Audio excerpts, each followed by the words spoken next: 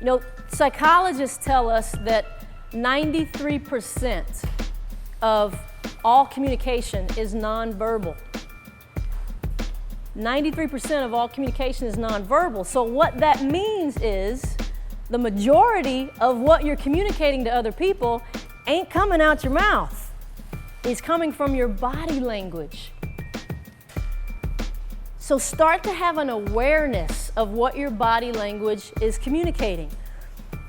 For example, today in our gym session, when Coach Lindsay stepped out there at that point, and you could tell she's typical of most coaches. I was feeling the same way.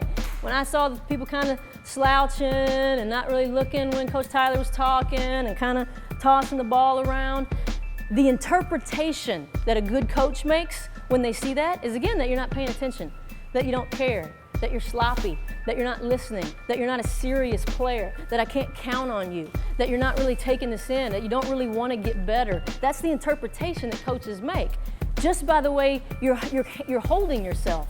So start to have an awareness that, number one, you're constantly communicating a lot to the people around you without even opening your mouth. And then start to have an awareness of what it is you're communicating with your body language. How are you sitting right now? Are you communicating, could my interpretation be that you don't really care, or you're tired, or this is really too much for you, or you don't really want to get better? Or are you engaged? Are you sitting up straight? Are you taking notes eagerly? Same thing on the court, just like Coach Lindsay said. How do you stand when a coach is talking? Are you kind of shuffling your feet and looking down at the ground and maybe looking around in the gym, and maybe every time somebody comes in the door, you kind of look over there and see who it is? Or are you engaged with your coach?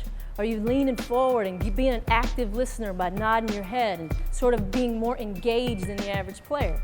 So your body language says a lot. And so see if you can set a goal to be the best communicator every time you step on the court, both verbally and non-verbally. You can make your coach coach you better just by giving them eye contact. And this is another thing, one of those things that good coaches will demand. Again, going back to the Duke practices that I've seen with Coach K, he has a team rule. Whenever there's a group huddle and he's talking to the whole team at once, the rule on the team is every person, when it's any coach, not just the head coach, but any of his assistants as well, whenever a coach is talking, everybody's got to stand where they can see the coach's eyes and he can see their eyes.